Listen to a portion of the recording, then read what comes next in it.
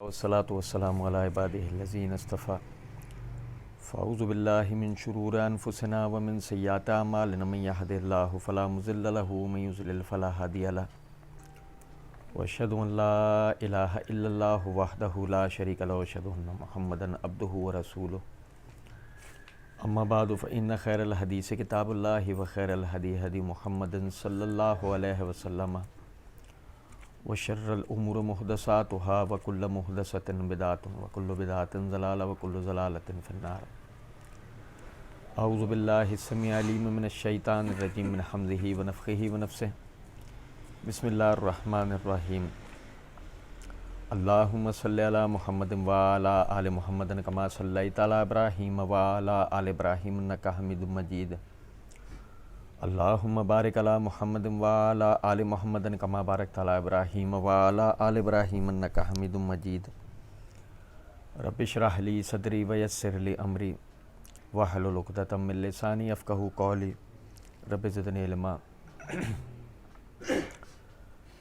محمد رسول الله والذين معه أشداء على الكفار رحماء بينهم تراهم ركعا سجدا يبتغون فضلا من الله ورضوانا سيماهم في وجوههم من أثر السجود ذلك مثلهم في التوراة ومثلهم في الإنجيل كزرع أخرج شطأه فآزره فاستغلظ فاستوى على سوقه يعجب الزراع ليغيظ بهم الكفار وعد الله الذين آمنوا وعملوا الصالحات منهم مغفرة وأجرا عظيما.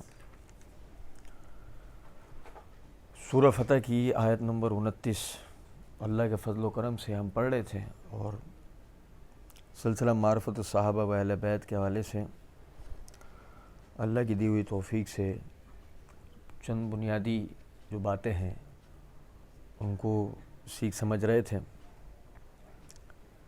پچھلے درس میں آپ بھائیوں کے سامنے میں نے بات رکھی تھی. اللہ رب العزت نے صحابہ کرام رضوان اللہ علیہ مجمعین کو ایک اور فضیلت جو عطا کی ہے کہ انہیں اللہ رب العزت نے اس امت میں سب سے پہلے حکمرانی بخشی ہے. اللہ رب العزت نے سورہ نور کی آیت نمبر 55 کے اندر فرمایا وعد اللہ الذین آمنوا منکم وعملوا الصالحات لیستخلفنہم فی الارض کما استخلف الذین من قبلہم ولیمکنن لہم دینہم الذی ارتضی لہم ولیبدلنہم من بعد خوفہم امنا یعبدوننی لا یشرکون بی شیئا ومن کفر بعد ذلک فاولئک هم الفاسقون. کہ اللہ رب العزت نے وعدہ دیا ہے تم میں سے ایمان لانے والوں اور نیک اعمال کرنے والوں کو کہ انہیں زمین میں خلافت عطا کرے گا جیسے کہ ان سے پہلے کے لوگوں کو عطا کی تھی اور انہیں زمین میں ان کے دین کو لے کے ایسا استحکام بخشے گا کہ جس سے وہ راضی ہو جائیں گے اور ان کے حالات خوف سے بدل کے امن میں لے آئے گا. تو میری عبادت کرو اس طرح کہ میرے ساتھ کسی بھی چیز کو شریک نہ کرو اور جو جھٹلائے بعد اس کے بس وہی جو ہے وہ فاسقوں میں سے ہیں. تو ہم نے اس حوالے سے پڑھا تھا کہ اللہ رب العزت نے اپنے بندوں میں جو اس کے ماننے والے ہیں اور اس کے احکامات پر عمل کرنے والے ہیں اللہ رب العزت نے ان کو چنا اور ان کو چننے کے بعد اللہ رب العزت نے انہیں ہدایت دی. ہدایت دینے کے بعد اللہ رب العزت نے ان کی تربیت کی. ہم نے پچھلے درس میں یہ پڑھا تھا کہ اللہ رب العزت نے فرمایا لقد من اللہ المؤمنین اذ بعث رسولا من انفسہم. اور البتہ اللہ نے مومنین پر احسان کیا ہے کہ انہی میں سے ایک شخص کو بطور رسول چن کر ان میں بھیجا. یتلو علیہم آیات ہی ان پر اللہ کی آیت تلاوت کرتا ہے ویزکیہم ان کا تزکیہ نفس کرتا ہے ویعلمہم الکتاب والحکمہ انہیں کتاب اور حکمت کی تعلیم دیتا ہے وَإِن كَانُوا مِن قَبْلُ لَفِي ضَلَالٍ مُبِينٍ اور ان کے آنے سے پہلے یہ کھلی گمراہی میں تھے. اس کا مطلب اللہ رب العزت نے نبی صلی اللہ علیہ وسلم کو بھیج کر انہیں باقاعدہ ان کا تزکیہ نفس کیا. تزکیہ نفس کا مطلب کہ ان کی جسمانی اور روحانی جو خرابیاں اور برائیاں تھیں ان کے حوالے سے انہیں تربیت دی گئی کہ وہ اس سب چیزوں کو چھوڑیں. یہ کس لیے کہ اللہ رب العزت نے ان سے جو آگے کام لینا ہے اس کے لیے ان کی تربیت کی گئی. پھر اس کتاب اور اس دانائی کی انہیں تعلیم دلوائی اس حکمت کی جس کے ذریعے سے آگے وہ اس دین کو کھڑا کریں گے. پھر آگے ان لوگوں نے اپنے آپ کو اس کے لیے پیش کیا، اس کے حالات سازگار کرنے کے لیے، اس کے لیے انہوں نے ہجرتیں کی، اپنا مال و اسباب اللہ کے راستے میں خرچ کیا، اپنے بھائی بہن بیوی بچے ماں باپ اہل و عیال اپنا خاندان اس دین کے لیے لگایا، اور آخرکار خود بھی اس دین کے لیے زخمی ہوئے، شہید ہوئے، یہ ساری تکلیفیں پریشانیاں برداشت کیں۔ پھر اس کے بعد اگلے یعنی مرحلے میں ان لوگوں نے دعوت و تبلیغ کا کام کیا، اس کے لیے اس کتاب کو جمع کیا، احادیث کو جمع کیا، یعنی اس دین کو یعنی پورے طریقے سے کہ ایک کتابی شکل دے کے محفوظ کر لیا، تاکہ بعد میں آنے والی نسلوں کو بھی اس دین پر عمل کرنے میں کسی قسم کی کوئی پریشانی نہ رہے۔ پھر اس کے بعد ایک بالکل آخری سٹیج، اور وہ یہ کہ اس کو نافذ کرنا، اس دین کو انہوں نے اس دین کو نافذ کیا اس طریقے سے کہ اللہ رب العزت نے انہیں خلافت کے اوپر متمکن کیا۔ اچھا، جب وہ خلافت پر متمکن ہوئے، ہم نے پچھلے درس کے اندر بھی پڑھا تھا، اللہ رب العزت نے ان کے ساتھ پیچھے آنے والوں کو جو اسلام قبول کرتے جا رہے تھے، جیسے کہ سورہ توبہ کی آیت نمبر 100 کے اندر ہم نے پڑھا تھا والذین اتبعوہم بإحسان، کہ جو بعد میں مسلمان ہوئے اور ان کی صحیح طریقے سے پیروی کی، اللہ رب العزت نے بعد والوں کے لیے ان لوگوں کو بطور نمونہ، بطور آئیڈیل پیش کیا۔ یہ اسی صورت میں ممکن تھا کہ جب وہ لوگ اللہ کی مرضی والی زندگی بسر کر رہے ہوں۔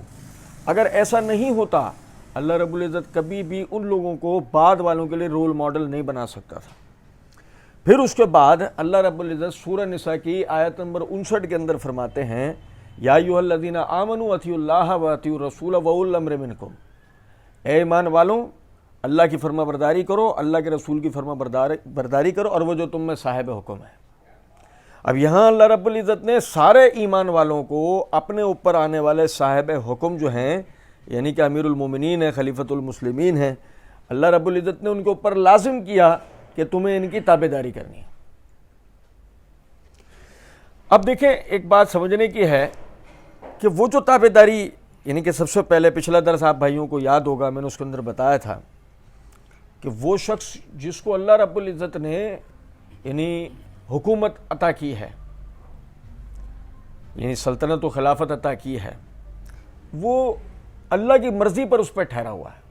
گو اگر ایسا نہیں ہوتا، اللہ رب العزت اس سے ہٹاتا، اس کے بدلے دوسرے لوگ لاتا، جیسے کہ ہم نے پچھلے درس میں پڑھا تھا۔ اس اعتبار سے ابو بکر رضی اللہ تعالیٰ عنہ کی خلافت اللہ کی مرضی کے مطابق ہے، عمر رضی اللہ عنہ کی خلافت اللہ کی مرضی کے مطابق ہے، عثمان رضی اللہ عنہ کی خلافت اللہ کی مرضی کے مطابق ہے، علی بن ابی طالب رضی اللہ عنہ کی خلافت اللہ کی مرضی کے مطابق ہے، حسن رضی اللہ عنہ کی خلافت اللہ کی مرضی کے مطابق ہے، معاویہ رضی اللہ عنہ کی خلافت اللہ کی مرضی کے مطابق ہے۔ پھر تو ناراض ہو جائیں گے، مزید اگر بولتے رہے تو بہت سارے پھر ناراض ہو جائیں گے۔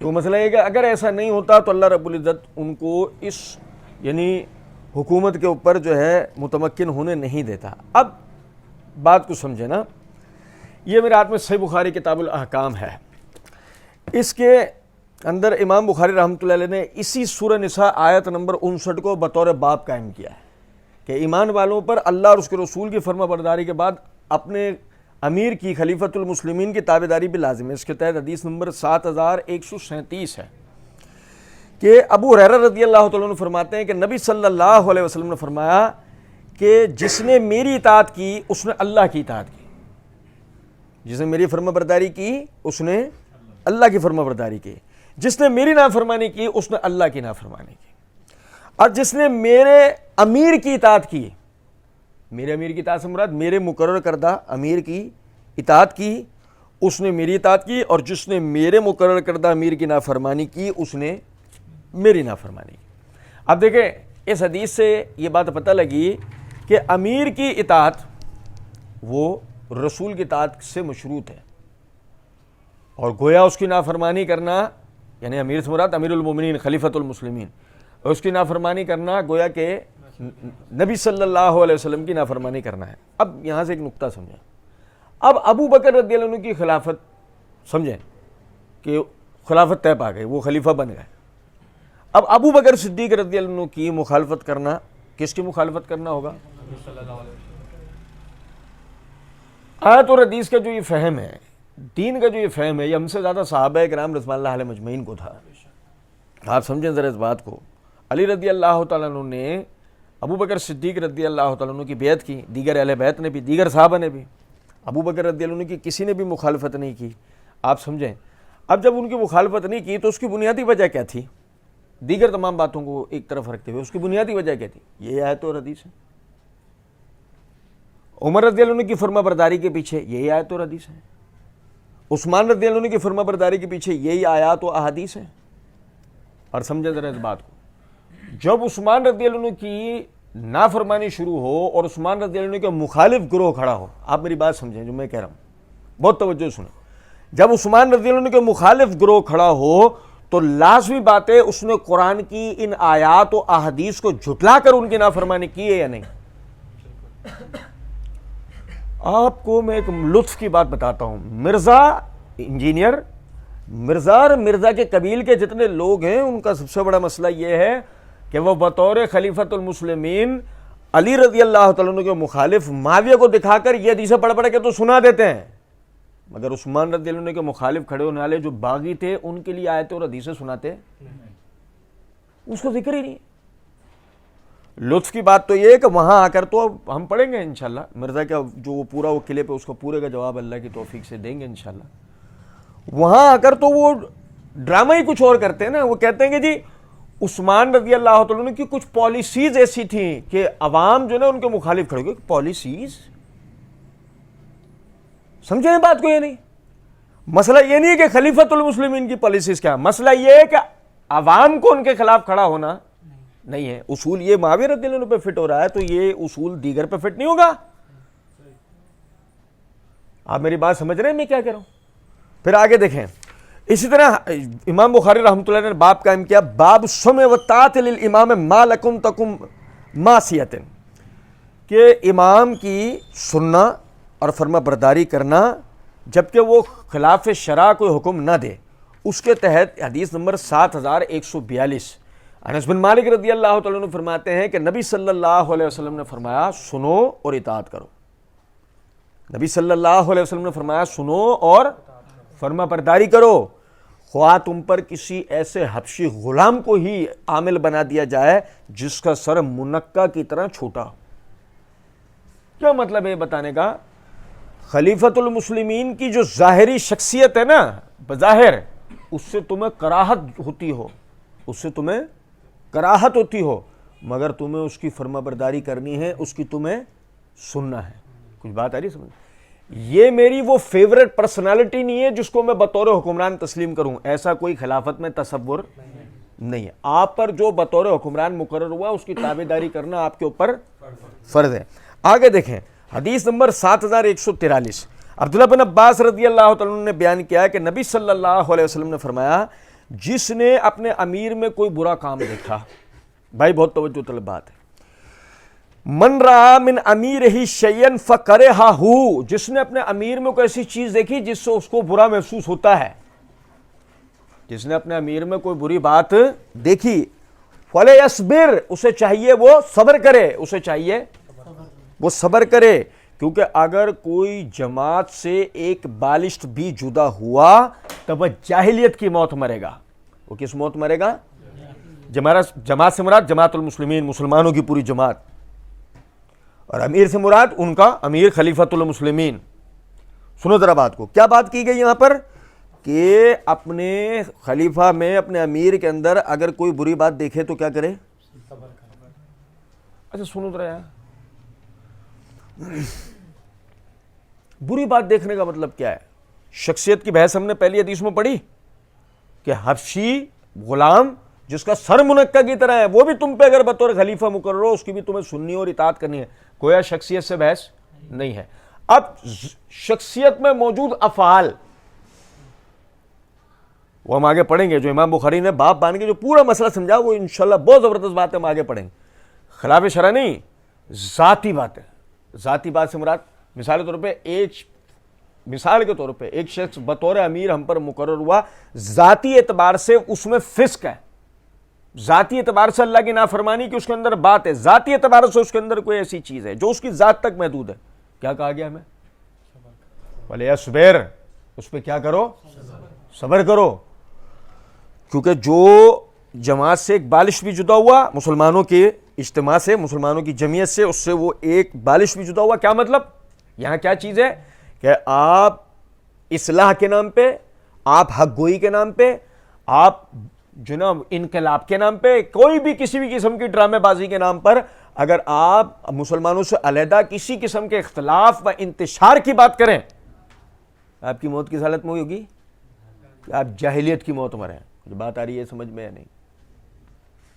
اور میرے بھائی سمجھو، اب اگر مثال کے طور پہ تصور کر لیتے ہیں ہم تھوڑی دیر کے لیے کہ عثمان رضی اللہ تعالیٰ عنہ کی شخصیت میں کسی طرح کا کوئی معاملہ تھا، ابو بکر کی شخصیت میں کوئی معاملہ تھا، عمر کی شخصیت میں تھا، معذرت کے ساتھ معاویہ کی شخصیت میں تھا، آگے تو نام نہیں لوں گا نا، آگے تو مسئلہ ہو جانا ہے. سنو ذرا بات کو، جو مسلمانوں کے عمراء، مسلمانوں کے خلفاء ہیں، ان میں کسی قسم کا کوئی ذاتی ان کے اندر کوئی مسئلہ، کوئی بولنے والا ڈرامے باز آج کے وقت میں مرزا جیسا بیٹھ گیا. آپ دیکھو بڑی غور طلب بات ہے، مرزا میں کوئی خرابی نہیں ہے، ابو بکر عمر عثمان میں ہے، معاویہ میں ہے، مرزا میں کوئی خرابی نہیں. کچھ سمجھے ہو بات کو؟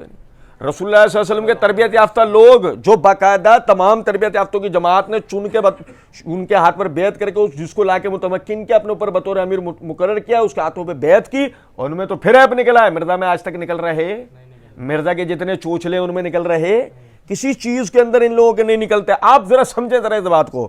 ہمیں کیا بتایا گیا؟ نکلے. کوئی ڈرامے باز تمہیں کہے وہ سود کھانے کا حکم دیتے تھے، کوئی ڈرامے باز تمہیں کہے وہ جنہیں شراب پینے کا حکم دیتے تھے، وہ کوئی ڈرامے باز تمہیں کسی بھی قسم کی ان کے حوالے سے بات کرے، فلیصبر، تمہیں کیا کرنا ہے؟ چوپ بالکل صبر کرو. کیا کرو اس پہ؟ مسلمانوں میں اختلاف کی صورت نہیں ہونی چاہیے. آگے دیکھیں حدیث نمبر 7144. عبداللہ بن مسعود رضی اللہ تعالیٰ عنہ فرماتے ہیں کہ نبی صلی اللہ علیہ وسلم نے فرمایا مسلمان کے لیے اپنے امیر کی بات سننا اور اس کی فرما برداری کرنا لازمی ہے. السمع والطاعۃ علی مرء المسلم فیما احب وکرہ ما لم یؤمر بمعصیۃ. مسلمان کے لیے لازم ہے اپنے امیر خلیفۃ المسلمین کی بات سننا، اس کی فرما برداری کرنا. سنو ذرا، بہت غور طلب بات ہے. ان چیزوں میں جنہیں وہ پسند کرتا ہو، ان چیزوں میں جنہیں وہ پسند کرتا ہو، اور وہ بھی جنہیں وہ ناپسند کرتا ہو. ان چیزوں میں جنہیں وہ پسند کرتا ہو، ان چیزوں میں جنہیں وہ ناپسند کرتا ہو، تب بھی اس کی فرما برداری کرنی ہے. کب تک؟ ما لم یؤمر بمعصیۃ فاذا امر بمعصیۃ فلا سمع ولا طاعۃ. جب تک کہ وہ کوئی نافرمانی کی بات نہ کرے. نافرمانی سے مراد اللہ کی نافرمانی. جب وہ اللہ کی نافرمانی کی کوئی بات کہے تو اس کی سننا اور اس کی فرما برداری کرنا لازم. اے یار میری بات توجہ سے سن، توجہ سے میری بات سن. اس حدیث میں بھی پھر یہ لکھا ہوا ہے کہ بغاوت کرو. اور یار توجہ بھی کر رہے ہو نہیں کر رہے ہو؟ اس حدیث میں یہ لکھا بغاوت کرو، فتنہ اور انتشار کرو. اور آپ کو کسی بھی حدیث میں مائکروسکوپ لگا کر بھی دیکھو گے تو ملے گا؟ نہیں ملے گا. کیونکہ یہ اصول ہے الفتنۃ اشد من القتل، کہ فتنہ کرنا قتل سے زیادہ خطرناک بات ہے. آپ کو بغاوت یا مسلمانوں کے درمیان انتشار اور افتراق کے بارے میں نہیں کہا گیا، آپ کو صرف اتنا کہا گیا ہے اس بات میں اس کی آپ تابع داری نہ کرو، بس بات ختم ہو گئی. ورنہ کیا کرنا ہے؟ فلیصبر، صبر کرو خاموشی سے. آپ تھوڑی دیر کے لیے سمجھ لیتے ہیں کہ اگر وہ خلفاء و امراء کہ جن کی معصیت و نافرمانی کے آج ہمیں کہہ رہے ہیں، میں آپ کو بخاری مسلم کی روایتیں پڑھ پڑھ کے سنا رہا ہوں، میں تو آپ کو حقیقی تاریخ بتا رہا ہوں. سن رہے ہیں بات کو یا نہیں؟ ہم کہہ رہے ہیں چوچو یہ احادیث بھی تو پڑھ کے سناؤ نا. یہ نہیں، کیونکہ جب یہ احادیث پڑھ کے سنائی گئی تو اس کے بعد نتیجہ یہ نکلتا ہے کہ آپ نے جتنی بھی باتیں بتائیں بھلے ہوں، کیا ہوگا اس سے؟ میں بات آگے لے آنے سے پہلے، ابھی ہم آگے بھی حدیثیں پڑھیں گے، بات آگے لے آنے سے پہلے میں ذرا آپ کو نقطہ بتاتا ہوں. میرے بھائی تھوڑی دیر کے لیے عقیدت کو اٹھا کے ایک طرف رکھو، ضمیروں کو جگاؤ، حقائق سے نگاہ ملاؤ. آج صورتحال یہ ہے، اس جمہوری سیاسی دور کے اندر آپ کا من پسند، آپ کا فیوریٹ کون سا لیڈر ہے جو اس پر کرپشن کا الزام نہ ہو؟ او بھائی میرے یار توجہ سنو نا میری بات. اس پر کرپشن کا الزام، کرپشن نہیں کی، مگر کون سا ایسا حکمران ہے کہ جس پر کرپشن کا الزام نہ ہو؟ اس کے بعد ہم کیا دیکھتے ہیں، کرپشن کی ہو نہ کی ہو، کرپشن کا الزام ہو، ہم حامیین کو، جو اس سیاستدان کے حامی ہوتے ہیں، ہم انہیں دیکھتے ہیں وہ باقاعدہ سیاہ و سفید کرتے ہیں، دن اور رات کے کلابے ملاتے ہیں، لیکن ثابت کرتے ہیں ہمارا حکمران جو کر رہا ہے وہ بالکل صحیح کر رہا ہے، ہمارا حکمران جو کر رہا ہے وہ کیسے ظلم کی بات ہے کہ یہ 2 ٹکے کے حکمران، ان کے لیے، ان کی کرپشنوں کے دفاع کے لیے آپ صبح سے لے کے رات تک لگا دو، اور ادھر جن لوگوں پہ یہ الزام لگائے جاتے ہیں، میں کئی مرتبہ دیکھو پہلے بھی بول چکا ہوں، اور اسی معرفت الصحابہ والے سلسلے میں کتنے ہی ان پہ لگائے ہوئے الزامات کے جوابات تو اللہ کے فضل و کرم سے ہم پڑھ بھی چکے ہیں، اور آگے اللہ کی توفیق سے پورا ایک سلسلہ صحابہ پہ اعتراضات کے جوابات کا ہم شروع کریں گے انشاءاللہ۔ وہاں یہ دودھ کا دودھ اور پانی کا پانی ہونا ہے کہ جتنے صحابہ کرام رضوان اللہ علیہم اجمعین پر اور خصوصاً خلفائے راشدین کے اوپر جو الزامات لگائے گئے ہیں ان کی اصل حقیقت کیا ہے۔ مگر اس سے پہلے میں بار بار ایک بات کہتا ہوں، ہم تھوڑی دیر کے لیے فرض کرتے ہیں ہاں جو الزامات ان میں لگائے گئے وہ بالکل صحیح ہیں، اس کے بعد ہونا کیا چاہیے تھا بطور امت، بطور ملت، بطور اخلاف ہونے کے کہ وہ ہمارے اسلاف ہیں، کرنا کیا چاہیے تھا ہمیں؟ ہم ان کے حوالے سے کم از کم جو کر سکتے ہیں وہ یہ کان نہ دھرتے ہیں، ایسی کسی بات کے اوپر کان غلطی سے بھی نہ دھرتے۔ مرزا جیسے لوگوں پہ تھوکنا پسند کرتے مگر سننا پسند کرتے سننا پسند نہیں کرتے، مگر دیکھو کیسی بے ضمیری اور کیسی بے غیرتی ہے کہ 2 ٹکے کے حکمرانوں کے اندھے جھوٹے دفاع کرنے کو ہم تیار ہیں، اپنے بزرگوں کے دفاع کے لیے تیار۔ سنو ذرا بات کو، یہ میرے ہاتھ میں صحیح مسلم ہے، کتاب الامارت، کتاب الامارت میں امام نووی رحمۃ اللہ علیہ نے باب قائم کیا، باب وجوب اطاعت الامراء فی غیر معصیۃ و تحریمھا فی المعصیہ، کہ اس بات کے بیان میں کہ جو مسلمانوں کے امراء ہیں، امیر ہیں مسلمانوں کے، خلیفۃ المسلمین ہیں، ان کی فرما برداری کے واجب ہونے کا بیان اور اللہ کی نافرمانی کے کاموں کے حرام ہونے کا بیان۔ اس کے تحت حدیث نمبر 4639 ابو ہریرہ رضی اللہ تعالیٰ عنہ فرماتے ہیں کہ نبی صلی اللہ علیہ وسلم نے فرمایا، مشکل اور آسانی میں، توجہ سے سنیں، مشکل اور آسانی میں، خوشی اور ناخوشی میں، جب تک تم پر کسی اور کو ترجیح نہ دی جائے، ان حالات میں تم پر اپنے امیر کے احکامات کو سننا لازم ہے، تم پر اپنے امیر کے احکامات کو سننا، اس کی فرما برداری کرنا لازم ہے تم پر۔ میرے بھائی دوبارہ سے سنیں، خوشی اور ناخوشی میں، صحیح، مشکل اور آسانی میں، جب تم پر کسی اور کو ترجیح دی جائے ایسے حالات کے اندر بھی تم نے کرنا کیا ہے؟ تم نے اپنے امیر کی بات سننی ہے اور اس کی فرما برداری کرنی ہے۔ مجھے بتائیں، یہ جو خوشی ناخوشی اور مشکل اور آسانی کے جو حالات ہیں، خلفائے راشدین کے ایام کے اندر یہ حالات ہے، نبی صلی اللہ علیہ وسلم نے پہلے سے پیشن گوئی کی، ہم وہ حدیث پچھلے درسوں میں 2 مرتبہ پڑھ چکے ہیں، آج بھی 1 مرتبہ انشاءاللہ پڑھیں گے کہ تم میرے بعد اختلافات دیکھو گے، مگر تمہیں کرنا کیا ہے؟ علیکم بسنتی و سنت الخلفاء الراشدین المہدیین، تم پر میرا طریقہ اور میرے بعد میرے خلفاء راشدین جو کہ ہدایت یافتہ ان کا طریقہ تمہارے اوپر لازم ہوگا۔ گویا کہ اس وقت بھی بات یہ سمجھائی گئی کہ اختلافات کی صورت میں بھی تم نے اختلاف کرنے والوں کا دامن نہیں پکڑنا، تم نے خلفاء کا، امراء کا دامن تھامنا ہے۔ اس وقت بھی یہ بات ہمیں کہی گئی، پہلے سے ہی ہمیں پیشن گوئی دی گئی تھی، اور پھر اس کے بعد یہ اس طرح کے احکامات کہ یعنی مشکل اور آسانی میں، خوشی اور غمی میں تم پر کسی اور کو ترجیح دی جا رہی ہو، ایسے حالات میں بھی۔ مجھے ایک بات بتائیں، آج کوئی چوچو کہتا ہے علی کے اوپر فلاں کو ترجیح دے دی گئی، ہم کہیں حدیث تو پڑھو۔ کوئی چوچو آج ہمیں کہے علی کے اوپر فلاں کو ترجیح دے دی گئی، علی کی خلافت ہونی چاہیے، اس کی خلافت کیوں؟ ہم کہتے ہیں علی تو نہ حدیث کو جانتے تھے، یہی وجہ بیعت کر لی، تم ایسے بے شرم ہو، تم نے یہ حدیث نہ تو پڑھی، اور اگر پڑھ لی تو تم نے سمجھے نہیں اس کو، کیا تم پر ترجیح دے دی جائے کسی کو، تمہیں کیا کرنا ہے؟ تم نے اپنے امیر کی کوئی بات سمجھے؟ اس کے بعد حدیث نمبر 4656 جنادہ بن ابی امیہ کہتے ہیں کہ ہم سیدنا عبادہ بن صامت رضی اللہ تعالیٰ عنہ کے پاس گئے اس حال میں کہ وہ بیمار تھے. ہم نے عرض کیا اللہ تعالیٰ آپ کو صحت عطا فرمائے, ہم کو ایسی حدیث سنائیے جس کو آپ نے رسول اللہ صلی اللہ علیہ وسلم سے سنا ہو اور ہم کو فائدہ پہنچے.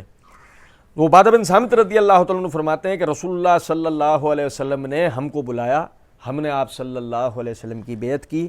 آپ نے ہم سے جن چیزوں پر بیعت لی تھی وہ یہ تھیں کہ ہم خوشی اور ناخوشی میں, مشکل اور آسانی میں, اور ہم پر ترجیح دیے جانے کی صورت میں بھی سننے اور اطاعت کرنے پر بیعت کریں. کیا ہے بھائی, ہم سے بیعت کس بات کے اوپر ہوئی ہے کہ ہم تنگی آسانی میں, خوشی ناخوشی میں ہم پر کسی کو ترجیح دے دی جائے, بھلے اس حالت میں بھی ہم آپ کے فرما بردار رہیں گے. یہ بیعت ہے.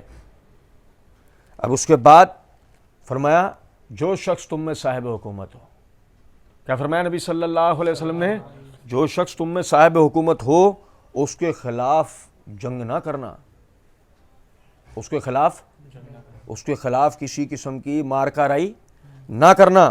ہاں اگر تم کو اس میں کھلم کھلا کفر نظر آئے, ہاں تمہیں اس کے اندر کھلم کھلا کفر نظر آئے, جس کے کفر ہونے پر تمہارے پاس قرآن اور سنت سے واضح دلیل ہو, تو یہ آدمی اس سے مستثنی ہے. میں عربی عبارت پڑھ دوں. مسئلہ یہ ہے کہ مرزا تو وہ دھوکے بازیاں اور مکاریاں کرتا ہے, ترجمے میں اندھے بہروں کو اتنا نہیں ہوتا, سننے والوں کو کتاب کھول کے دیکھ لیں. میں یہی وجہ آپ کو دیکھو عربی عبارت بھی پڑھ کے سنا دوں, توجہ سے سننا.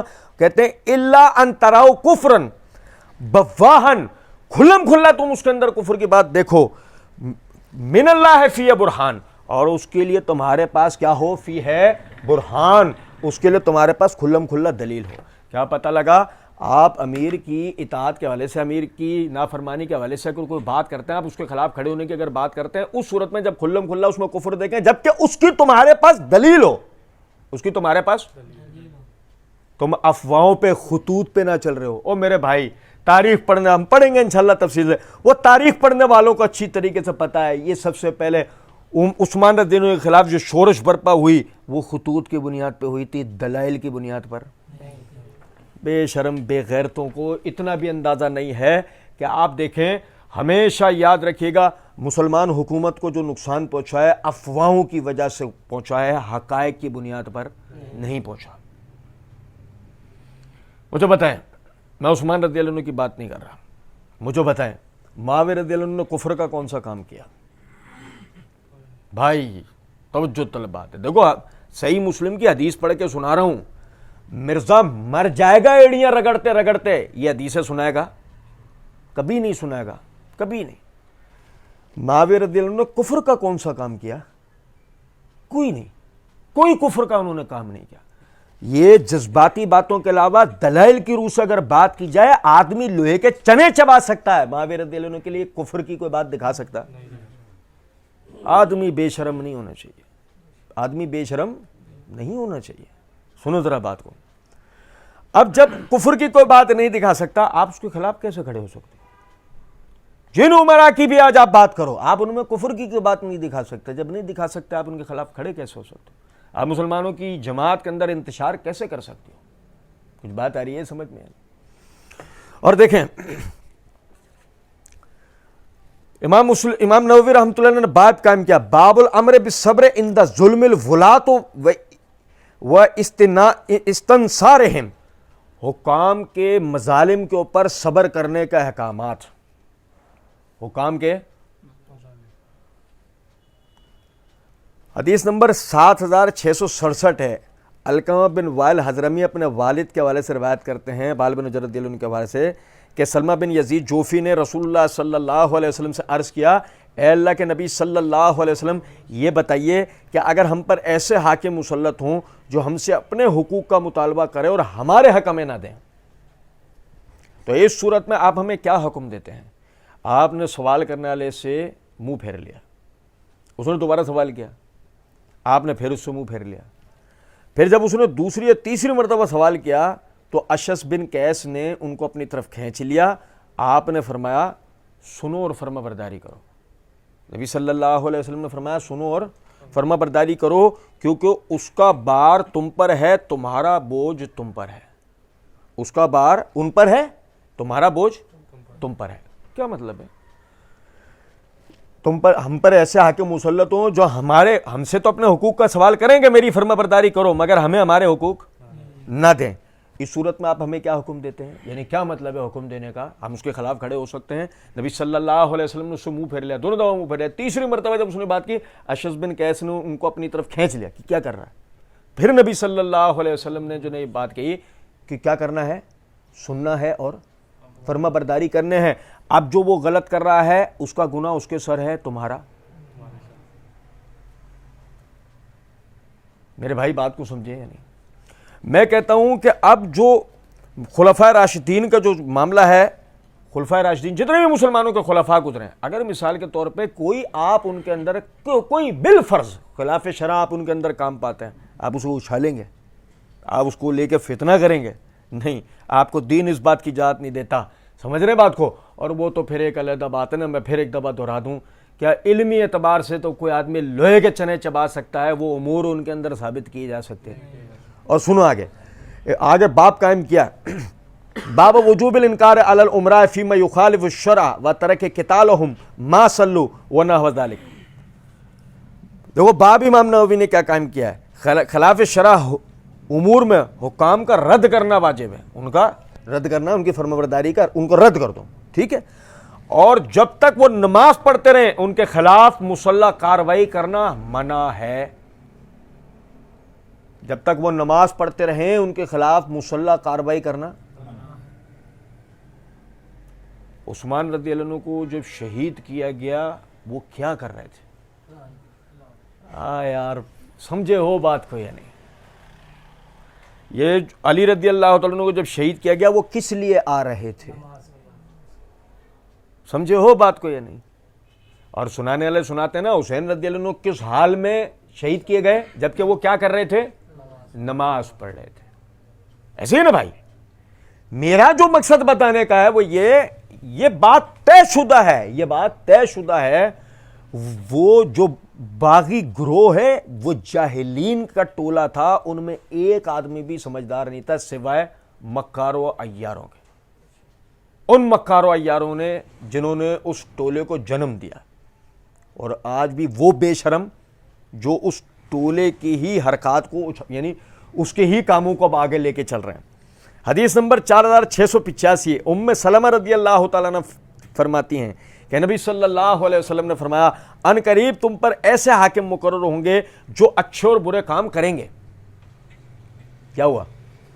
میں عربی عبارت پڑھتا ہوں، سنو ذرا توجہ سے۔ قال ستکون امراء فتعرفون وتنکرون، ان قریب تم میں ایسے امراء ہوں گے اچھے کام بھی کریں گے اور وہ برے بھی کریں گے۔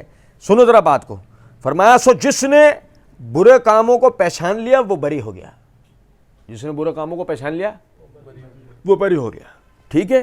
اور جس نے برے کاموں کو مسترد کیا وہ سلامت رہا، جس نے برے کاموں کو مسترد کیا وہ سلامت رہا۔ البتہ جس شخص نے برے کاموں کو پسند کیا اور ان کی پیروی کی وہ سلامتی میں نہیں رہے گا۔ صحابہ اکرام رضوان اللہ علیہم اجمعین نے عرض کیا، کیا ہم ان سے جنگ کریں؟ کیا ہم ان سے، کیا ہم لڑیں اپنے امیروں سے، ان سے لڑیں، جنگ کریں؟ آپ صلی اللہ علیہ وسلم نے فرمایا، لا ما صلو، جب تک وہ نماز پڑھ رہے ہیں ایسا نہیں کرنا، لا ما صلو، نہیں جب تک وہ نماز پڑھ رہے ہیں۔ کیا پتہ لگا؟ آپ کے وہ حکمران نماز پڑھنے والے، آپ ان کے خلاف کھڑے ہو سکتے؟ آپ نے زیادہ میں زیادہ کیا کرنا ہے؟ وہ جو برا کام کرنے ہیں ان کی پہچان کرنی ہے، انہیں مسترد کر دینا، آپ نے وہ کام نہیں کرنے، ان کا گناہ ان کے سر۔ لیکن اگر آپ کھڑے ہوئے، ہم پڑھیں گے انشاءاللہ، آپ نے کیا کرا؟ وَاعْتَصِمُوا بِحَبْلِ اللَّهِ جَمِيعًا وَلَا تَفَرَّقُوا، سب مل کے اللہ کی رسی کو مضبوطی سے تھامو اور تفرقہ، آپ نے اس آیت کی مخالفت کی، آپ نے تفرقہ کیا۔ اور آگے دیکھیں حدیث نمبر 4686، نبی صلی اللہ علیہ وسلم یعنی ام سلمہ رضی اللہ تعالیٰ عنہ فرماتے ہیں کہ نبی صلی اللہ علیہ وسلم نے فرمایا، تم پر ایسے امیر مقرر کیے جائیں گے جن سے تم اچھائیاں بھی دیکھو گے اور برائیاں بھی، جن سے تم اچھائیاں بھی دیکھو گے برائی بھی. سو جو برے کام کو ناپسند کرے وہ بری ہو جائے گا، اور جو اس کو مسترد کر دے گا وہ سلامت رہے گا. البتہ جو شخص ان کو پسند کرے گا اور ان کی پیروی کرے گا وہ سلامتی میں نہیں رہے گا. صحابہ نے عرض کیا یا رسول اللہ کیا ہم ان سے جہاد نہ کریں؟ آپ نے فرمایا نہیں، جب تک وہ نماز پڑھتے رہیں. برا جاننے سے دل سے برا جاننا اور مسترد کرنے سے دل سے مسترد کرنا ہے. یہ جو آخری جملہ ہے نا روایت کا، اسی لیے میں نے آپ کو یہ حدیث دوسری سند سے بھی پڑھ کے سنائی کہ برا جاننے سے مراد کیا مطلب میرے اس بتانے کا؟ برا جاننے سے قطعی مطلب یہ بھی نہیں ہے کہ تم پروپیگنڈا کرو. دل سے برا جانو، دل سے. اس کا پروپیگنڈا نہیں کرو. اللہ کی قسم خلفائے راشدین کے عیوب کا بیان حق گوئی نہیں ہے. کیا ہے؟ سراسر فتنہ انگیزی، سراسر تفرقہ انگیزی. آپ مسلمانوں کے عمراء و خلفاء کے اگر آپ کہہ رہے ہو کہ میں حق گوئی کر رہا ہوں، یہ چیزیں بیان کر رہے ہیں، آپ حق گوئی نہیں کر رہے، آپ ضلالت کر رہے ہیں. آپ کیا کر رہے ہیں؟ آپ ضلالت کر رہے ہیں. اور سنو ذرا بات کو، یہ میں پھر آپ کو حدیث پڑھ کے سنا دوں. میرے ہاتھ میں سنن ترمذی ہے، سنن ترمذی کتاب العلم، اس کے اندر باب قائم کیا امام ترمذی رحمۃ اللہ نے، باب الاخذ بالسنت و اجتناب البدع، کہ سنت کو لازم تھامنے کا بیان اور بدعت سے ہر صورت باز رہنے کا بیان. اس کے تحت حدیث نمبر 2828 ہے. اور بعض بن ساریہ رضی اللہ تعالیٰ عنہ فرماتے ہیں کہ رسول اللہ صلی اللہ علیہ وسلم نے ایک دن فجر کی نماز کے بعد ہمیں بڑا بلیغ اور مؤثر واعظ فرمایا، جس سے ہماری آنکھوں میں آنسو آ گئے، ہمارے دل دھڑکنے لگے. ایک آدمی نے کہا معلوم ہوتا ہے کہ جیسے کسی رخصت کرنے والے شخص کی نصیحتیں ہیں. اللہ کے رسول صلی اللہ علیہ وسلم آپ ہمیں کیا وصیت فرماتے ہیں؟ آپ صلی اللہ علیہ وسلم نے فرمایا میں تمہیں اللہ سے ڈرتے رہنے، میں تمہیں اللہ سے ڈرتے رہنے، بات کو سننے سے مراد امیر کی اطاعت اور اس پر عمل کرنے کی وصیت کرتا ہوں، خواہ تم پر کوئی حبشی غلام بھی بطور امیر مقرر کر دیا جائے. جو شخص تم میں سے میرے بعد زندہ رہا وہ بہت سے اختلافات دیکھے گا، تم بدعت کے امور سے بچنا، بلا شبہ وہ گمراہی ہے. تم میں سے جو شخص ان اختلاف کو پائے اس پر میری سنت اور میرے ہدایت یافتہ اور ہدایت کرنے والے خلفاء کی سنت پر عمل کرنا لازم ہوگا. تم اس پر سختی سے عمل کرنا،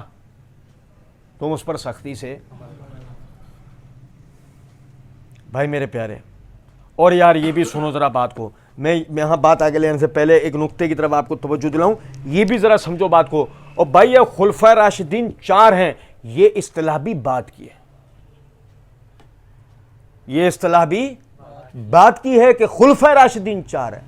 کیونکہ اگر اس طرح بات کی جائے تو سوال پیدا ہوتا عمر بن عبدالعزیز رحمۃ اللہ علیہ کون تھے؟ باقی سب معاف.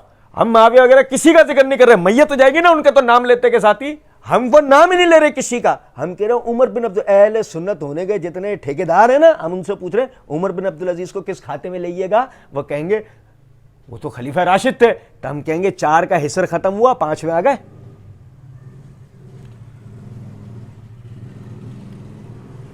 جو حضرات کتاب و سنت کے مطابق اپنی زندگی گزارتے رہے سارے کے سارے خلفائے راشدین میں سے ہیں. جو حضرات بھی کتاب و سنت کے مطابق مسلمانوں پہ حکمرانی کر کے گئے وہ سب کے سب خلفائے راشدین میں سے ہیں. اور یہ بات سمجھنے کی ہے، آپ کی مرضی سے تو کسی کا خلیفہ ہونا، خلیفہ راشد ہونا طے ہوگا نہیں. آپ کی مرضی سے کسی کا خلیفہ ہونا یا کسی کا خلیفہ راشد ہونا وہ طے ہوگا، آپ کے بنائے ہوئے ڈھکوسلے سے تو نہیں ہوگا. ٹھیک ہے. اچھا، اس کے بعد یہ ہمارے پچھلی ویڈیو پہ فیس بک پیج کے اوپر ایک رضا علی بھائی کا جو نا وہ کچھ اعتراضات آئے تھے، تو اسی ضمن کے اندر میں ان کے بھی جوابات آپ بھائیوں کو بتاتا چلوں. وہ کہتے ہیں کہ چلیں پہلی دفعہ تو کوئی سنی اس بات پر تو ایگری ہوا کہ خلیفہ من جانب اللہ ہوتا ہے. اصل میں رضا علی بھائی جیسے ہمارے جتنے بھی بھائی ہیں نا، ان کا بہت اچھے بھائی ہمارے، بس ان کا یہ مسئلہ ہوتا ہے کہ انگریزی کا محاورہ little knowledge is very dangerous, کم معلومات بندے کے لیے بڑی نقصان دہ ہوتی ہیں. یہ پہلی دفعہ سننی نہیں، اگر آپ نے اہل سنت کی کتب کا مطالعہ کیا ہو تو الحمدللہ اس حوالے سے اہل سنت علماء کا ایک بہت بڑا طبقہ موجود ہے کہ خلافت من جانب اللہ ہے، ہدایت من جانب اللہ ہے، پورا دین ہی من جانب اللہ ہے. کوئی بھی کسی کی رائے پر بات چھوڑی گئی نہیں، پورا کا پورا دین ہی ہمارا من جانب اللہ ہے، تو خلافت بھی اللہ کی طرف سے ہی ہے. ہاں جو آپ تاثر لے کے بیٹھے ہوئے ہیں وہ تاثر آپ کا غلط ہے، وہ انشاءاللہ آگے بات ہوگی. کہتے ہیں اگر پہلی خلافت من جانب اللہ تھی تو ثقیفہ بنو ساعدہ کیوں ہوا؟ یہ ہے وہ آپ کی غلط فہمی کہ اگر پہلی خلافت من جانب اللہ تھی، مسئلہ یہ نہیں ہے پہلی خلافت من جانب اللہ تھی، خلافت من جانب اللہ ہے. آپ سمجھیں بات کو؟ ہمارا اور شیعہ کے نقطہ نظر کا سب سے بڑا مسئلہ یہ ہے کہ ہم یہ نہیں کہتے کہ خلیفہ منصوص من اللہ ہے جیسے شیعہ کہتے ہیں، کیونکہ یہیں سے تو ہمارا سوال ہوتا ہے کہ اگر علی، یہ رضا علی بھائی کو چاہیے ہمارے سوال کا جواب ڈھونڈ کے لائیں تو انشاءاللہ ان کو سارا مسئلہ حل ہو جائے گا. اور جب تک اس رضا علی بھائی جیسے بھائیوں کو اس کا جواب نہ ملے نا، اس وقت تک دوسرا کوئی بات نہ کرے.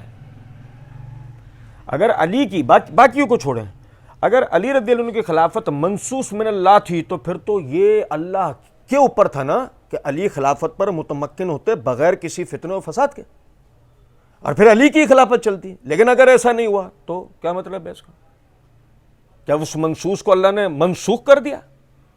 کیا اس منصوص کو اللہ نے منسوخ کر دیا؟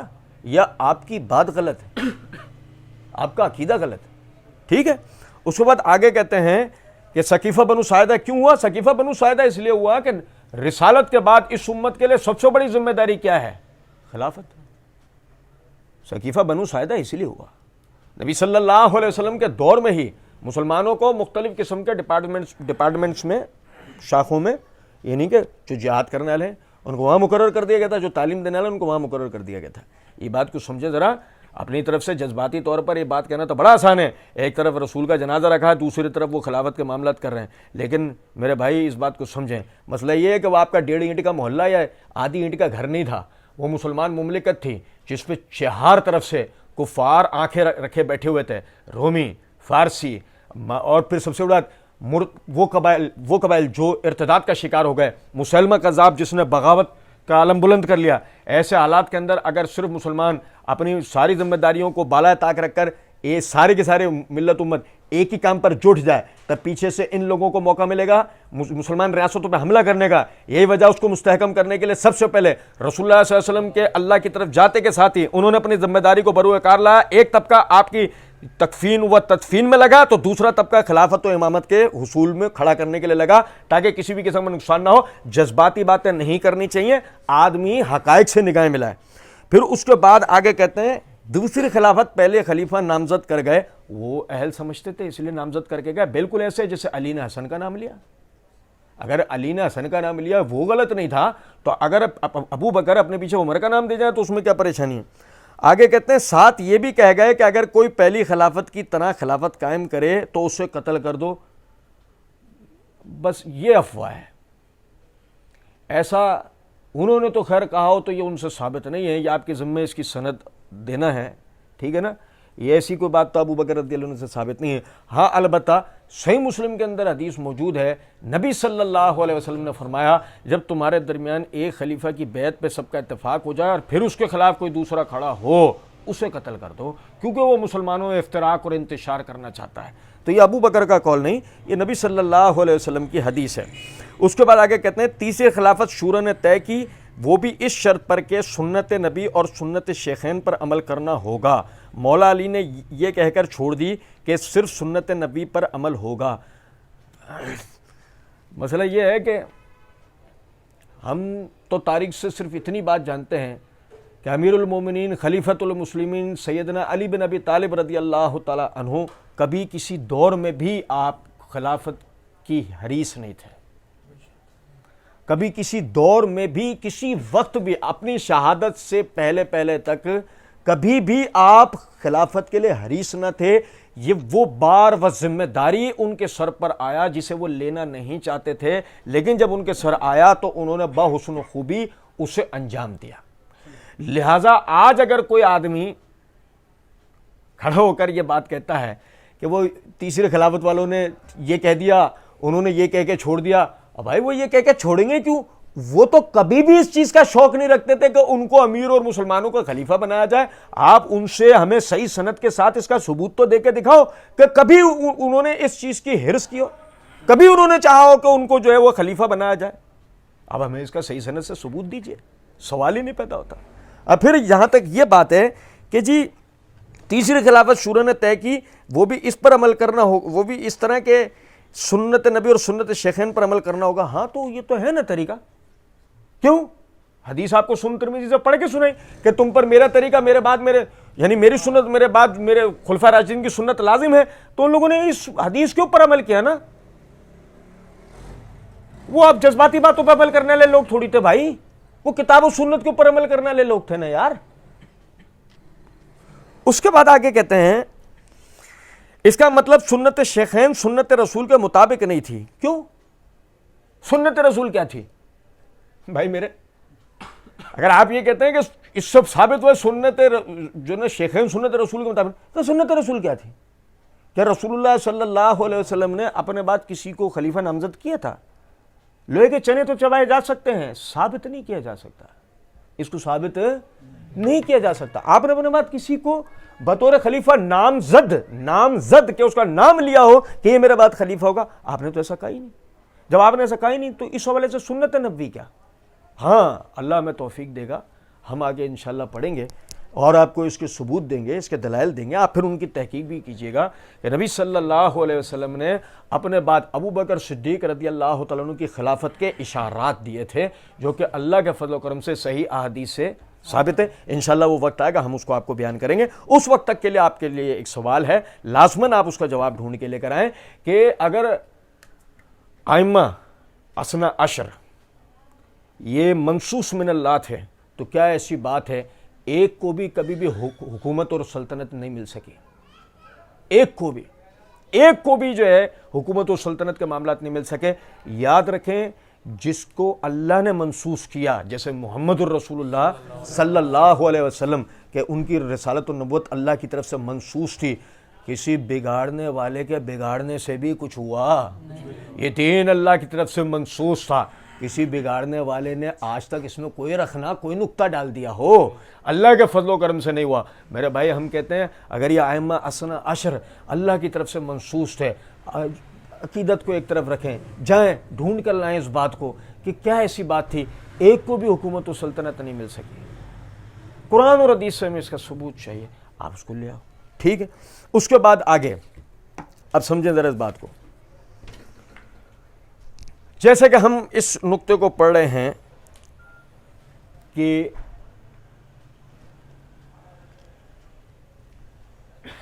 مسلمانوں کے اوپر صحابہ کرام رضوان اللہ علیہم اجمعین کی پیروی دو طرح لازمی تھی۔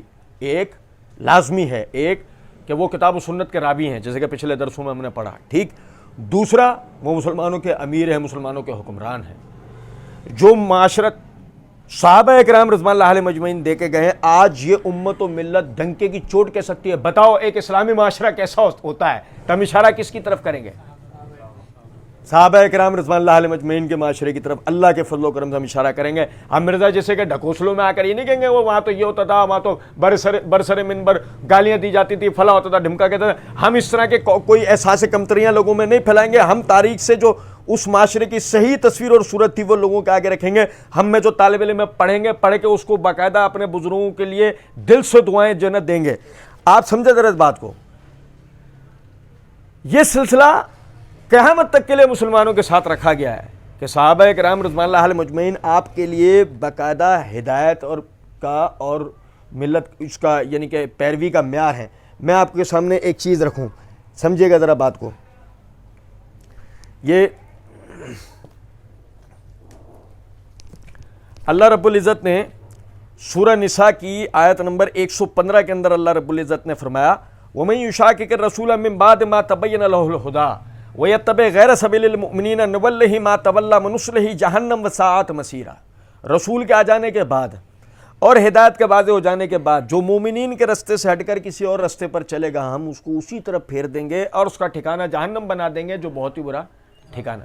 میرے بھائی اس آیت سے بتانے کا جو میرا مقصد ہے وہ یہ آپ دیکھیں کہ اللہ رب العزت نے رسول کا آنا، ہدایت کا واضح ہو جانے کے بعد تیسری جو مسلمانوں کی ہدایت کا جو معاملہ رکھا ہے وہ کیا ہے؟ مومنین کا راستہ۔ مومنین کون لوگ ہیں؟ صحابہ کرام رضوان اللہ علیہم اجمعین۔ آپ اس پہلے طبقے میں، اس پہلے دور میں ان کے علاوہ کسی کو مومنین پا سکتے ہیں؟ جب یہ آیت اتری سوال ہی نہیں پیدا ہوتا۔ تو اللہ رب العزت نے کن کے رستے کو امت کے لیے دلیل بنایا ہے؟ صحابہ کرام رضوان اللہ علیہم اجمعین کے رستے کو۔ اس رستے میں یہ بات سمجھنے کی ہے کہ اب تک کے جو ہم درسوں کے اندر پڑھتے آتے رہے کہ ان لوگوں نے اس دین کے لیے قربانیاں دیں، اس کے لیے اپنا مال خرچ کیا، دعوت و تبلیغ کا کام کیا، جہاد و قتال کیا، انہوں نے اس دین کی حفاظت کے لیے کتاب و سنت کو جمع کیا، پھر اس کو نافذ کیا، پھر اس کو آگے لے کر چلے، یہاں تک کہ 115 ہجری تک رسول اللہ صلی اللہ علیہ وسلم کے یہ ساتھی اس دنیا سے چلے گئے۔ اب سمجھیں ذرا اس بات کو کہ ہم اس طرح بھی کہ وہ صحابی رسول ہیں ان کے لیے کوئی بات کر سکتے نہیں ہیں، اس طرح بھی وہ اس دین کے راوی ہیں، ہم ان پہ جرا کر سکتے نہیں ہیں، اس طرح بھی کہ وہ ہمارے حکام ہیں، ہمارے امراء و خلفاء ہیں، ہم ان پر زبان درازی نہیں کر سکتے۔ بس آدمی بے غیرت ہونا چاہیے۔ اگر آدمی بے غیرت ہو تو وہ یہ ساری چیزیں بالائے طاق رکھ کر وہ اپنی بے غیرتی کا مظاہرہ کرے گا جیسے مرزا ہے، ٹھیک ہے نا۔ اچھا، اب اس کے بعد یہ ہمارا ایک الگ عنوان شروع ہوتا ہے، صحابہ کرام رضوان اللہ علیہم اجمعین کے باہمی اختلافات۔ ہم اس کا صرف ایک تمہیدی ایک سلسلہ آج پڑھیں گے، پھر اس پر تفصیلی انشاءاللہ اگلے درس سے ہم شروع کریں گے نا۔ اللہ رب العزت نے سورہ آل عمران کی آیت نمبر 102 اور 103 کے اندر فرمایا، یا ایھا الذین آمنوا اتقوا اللہ حق تقاتہ ولا تموتن الا وانتم مسلمون، اے ایمان والو اللہ سے ڈرو جیسے کہ اس سے ڈرنے کا حق ہے، اور تمہیں موت نہ آئے مگر اس حالت میں کہ تم مسلمان ہونے چاہیے۔ واعتصموا بحبل اللہ جميعا ولا تفرقوا، اللہ کی رسی کو سب مل کر مضبوط سے تھامو اور تفرقہ نہ کرو۔ واذکروا نعمت اللہ علیکم، اور اللہ کی اس نعمت کو اپنے اوپر یاد کرو، اذ کنتم اعداء، جبکہ تم ایک دوسرے کے جانی دشمن تھے، فألف بین قلوبکم، ہم نے تمہارے دلوں میں ایک دوسرے کے لیے محبت پیدا کر دی، فاصبحتم بنعمتہ اخوانا، اللہ کی اس نعمت کی وجہ سے تم بھائی بھائی ہو گئے، وکنتم علی شفا حفرۃ من النار، تم جہنم کے آخری کنارے تک پہنچ چکے تھے، فانقذاکم منہا، ہم نے تمہیں وہاں سے نکال دیا، کذالک یبین اللہ لکم آیاتہ لعلکم تہتدون، اور اسی طریقے سے اللہ اپنی آیات کو واضح کر کے بیان کرتا ہے تاکہ تم ہدایت حاصل کرو۔ اب سمجھو ذرا اس بات کو نا، اس آیت میں اللہ رب العزت نے جو بات فرمائی ہے، واعتصموا بحبل اللہ جميعا ولا تفرقوا، اللہ کی رسی کو سب مل کر مضبوط سے تھامو اور تفرقہ نہ کرو، آیت اس طرف توجہ دلاتی ہے ان میں تفرقہ ہو سکتا ہے، جب بھی ان کو یہ بات کہی گئی ہے۔ آیت اس بات کی طرف توجہ دلا رہی ہے کہ ان میں تفرقہ، آپس میں باہمی اختلاف ہو سکتا ہے، جب بھی انہیں پہلے دن کہا جا رہا ہے کہ اختلاف سب مل کر اللہ کی رسی کو مضبوط۔ اللہ کی رسی کیا ہے؟ اللہ کی رسی سے مراد اللہ کی کتاب اور سنت ہے، اللہ کی رسی سے مراد اللہ کی کتاب اور سنت ہے۔ سمجھے ذرا اس بات کو کہ انہیں کہا جا رہا ہے سب مل کے اللہ کی رسی کو مضبوط تھامو، ولا تفرقوا، اور تفرقہ نہ کرو۔ منطقی نتیجہ یہ نکلا انہیں جو تفرقے سے منع کیا گیا ہے کہ جس میں تفرقہ ہو سکتا ہے وہ کتاب و سنت کی تعبیر میں ہے، وہ مجتہد کے اجتہاد میں ہے، وہ کتاب و سنت کی تعبیر میں ہے، تعویل میں ہے، تشریح میں ہے، وہ مجتہد کے اجتہاد میں ہے۔ رہ گئی بات وہ ذاتی معاملات کے اندر ہے تو اللہ نے آگے فرمایا وَاذْكُرُوا نعمت اللہ علیکم، اور اس نعمت کو یاد کرو جو تم پہ کی گئی، اذ کنتم اعداء، جبکہ تم ایک دوسرے کے جانی دشمن تھے، یہ ان کی ذات آ گئی، جبکہ تم ایک دوسرے کے جانی دشمن تھے، فألف بین قلوبکم، ہم نے تمہارے دلوں میں ایک دوسرے کے لیے محبت پیدا کر دی، فاصبحتم بنعمت اخوانا، اس نعمت کی وجہ سے تم آپس میں بھائی بھائی ہو گئے۔ اب آپ سمجھو ذرا، دونوں آیتوں کو ایسے ایک ساتھ رکھ کے غور کرو ان کے اوپر۔ صحابہ کرام رضوان اللہ علیہم اجمعین کے باہمی اختلاف کی طرف ایک ہی آیت میں غور سے توجہ کرو گے، آپ کو بات میری سمجھ میں آئے گی۔ اللہ نے جس اختلاف کی طرف توجہ دلائی ہے وہ کیا ہے؟ واعتصموا بحبل اللہ، حبل اللہ کی تعریف میں سب کا اس بات پر اتفاق ہے، اس سے مراد اللہ کی کتاب قرآن مجید ہے۔ اب آپ سمجھیں ذرا اس بات کو کہ اختلاف اس کی تعبیر اور تشریح میں، اور ان میں سے مجتہدین کے آپسی اجتہادات کے اندر تو ہو سکتا ہے، رہ گئے ان کے اپنے ذاتی معاملات، ان کے اندر ان کا کسی بھی قسم کا اختلاف، کیونکہ اللہ اس کے اوپر آگے کہہ رہا ہے یاد کرو اس وقت کو جب تم آپس میں ایک دوسرے کے دشمن تھے، ہم نے تمہارے دلوں میں ایک دوسرے کے لیے محبت پیدا کر دی، فاصبحتم بنعمت اخوانا، اس نعمت کی وجہ سے تم آپس میں بھائی بھائی ہو گئے۔ اللہ نے ان کی آپسی دشمنی کو ختم کر کے ان کو بھائی بھائی کر دیا۔ ایسا اللہ نے کیا، ایسا اللہ نے کیا تو ان کے آپسی اختلافات جن میں باہمی قتال کی نوبت آ جائے، یہ تاریخ میں پہلے موجود تھی، اللہ نے ان کے دلوں سے اس چیز کو ختم کر دیا۔ ہاں، اب جو ان میں اختلاف اگر ہو سکتا ہے وہ اختلاف ان کی قرآن اور حدیث کی اس دین کی تشریح اور تعبیرات کا اختلاف تو ہو سکتا ہے، ذاتی اناؤں کا، ذاتی غراض و مقاصد کا اختلاف؟ گو اگر ایسا ہو، تصور کریں تھوڑی دیر، گو اگر ایسا ہو تو قرآن کی آیات کا کوئی مطلب باقی رہا؟ کون سی نعمت اللہ یاد دلا رہا ہے جو نعمت ہوئی نہیں؟ او بھائی میرے کون سی نعمت اللہ یاد دلا رہا ہے جو نعمت ان پر ہوئی نہیں؟ وہ نعمت اللہ یاد دلائے گا جو نعمت ان پہ ہوئی ہے، اللہ ان کو وہی یاد دلائے گا نا، صحیح نا؟ اچھا اب ایک دوسری بات سمجھائیں، اللہ عالم الغیب ہے، میں علمی بات کر رہا ہوں، میں کوئی عقیدتی بات نہیں کر رہا ہوں، اللہ عالم الغیب ہے۔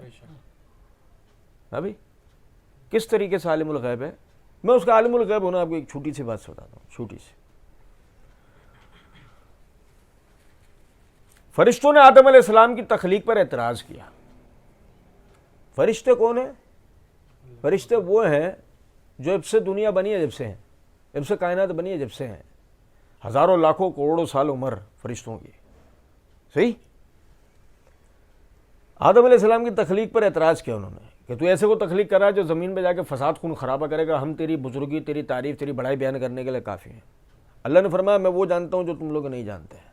اب اس کے بعد آدم علیہ السلام کو تخلیق کیا گیا اور آدم علیہ السلام کو تمام اشیاء کے نام سکھائے گئے، تمام اشیاء کے نام سکھائے گئے۔ آدم علیہ السلام تخلیق ہو گئے اور تخلیق ہوتے کے ساتھ ہی تمام اشیاء کے نام سکھا دی گئے۔ یہ اشیاء کون سی ہیں؟ یہ وہ اشیاء ہیں جو کروڑوں سالوں سے اس کائنات کے حوادثات کے نتیجے میں اللہ کے حکم سے تخلیق ہوتی ہیں، جنہیں وہی جان سکتا ہے جس نے دیکھا تھا، جو وہاں تک پہنچا تھا، جو وہاں تک پہنچا ہی نہیں، وہاں تک گیا ہی نہیں، وہ جان ہی نہیں سکتا، سوال ہی نہیں پیدا ہو سکتا۔ اللہ تعالیٰ نے آدم علیہ السلام کو تمام اشیاء کے نام سکھائے اور سکھانے کے بعد فرشتوں کے سامنے کھڑا کیا اور کہا کہ اب ان کے سارے سوالات کے جوابات دے، ان کنتم صادقین، اگرچہ تو اپنی تخلیق میں سچا ہے، اگر وہ اپنی تخلیق میں سچا ہے۔ فرشتوں نے ان سے سوالات کرنے شروع کرے، آدم علیہ السلام نے جوابات دینے شروع کرے۔ اب اس کے بعد جب سوالات ختم ہو گئے، فرشتے دنگ رہ گئے، یہ کیا ہو گیا؟ تو جو فرشتوں نے کلمہ کہا وہ بڑا غور طلب ہے۔ سبحانک لا علم لنا الا ما علمتنا انک انت العلام الغیوب، اے اللہ آپ کے لیے پاکی ہے، لاکھوں کروڑوں سال کی عمر، علم اور تجربہ رکھنے کے بعد بھی ہم میں عیب یہ ہے، ہم تیری طرح عالم الغیب نہیں ہیں، ہم تیری طرح عالم الغیب نہیں ہیں۔ تو چونکہ ہے، جہاں تک ہماری رسائی بھی نہیں وہاں تک کے بھی اشیاء کے نام تو نہ آدم کو،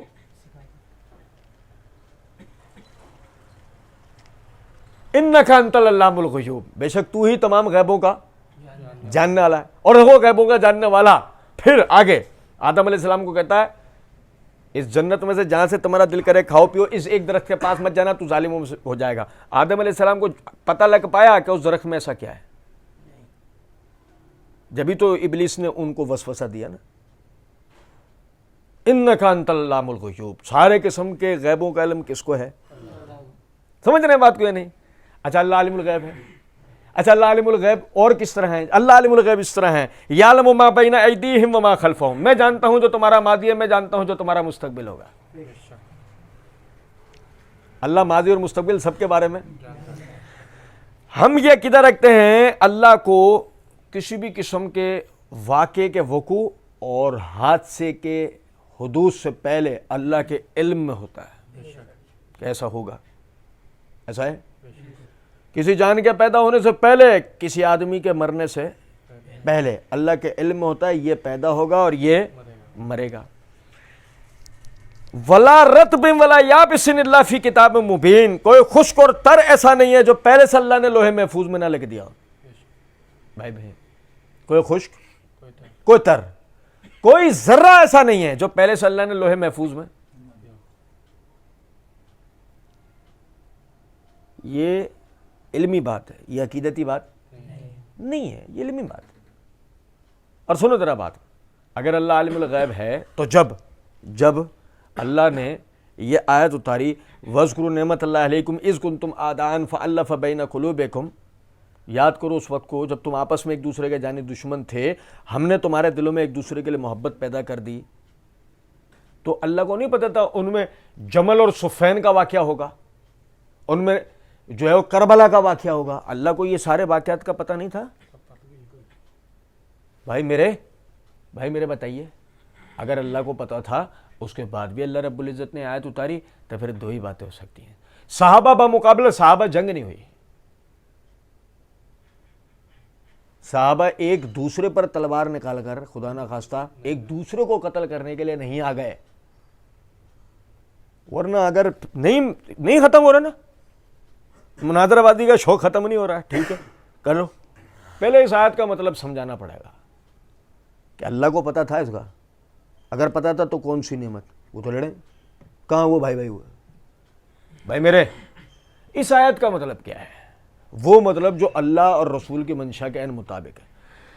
عربوں کی قبائلی لڑائیاں، جس آپ اچھی طرح سارے بھائی جانتے ہیں، عربوں کی قبائلی لڑائیاں کہ جس میں وہ سالوں سال ایک دوسرے کو مارتے رہے، اللہ نے اس کی طرف اشارہ کیا، اذ کنتم آدان، تم ایک دوسرے کے جانی دشمن تھے، تم ایک دوسرے کے جانی فاصبحتم بنعمت اخوانا، ہماری نعمت کی وجہ سے تم آپس میں بھائی بھائی ہو گئے.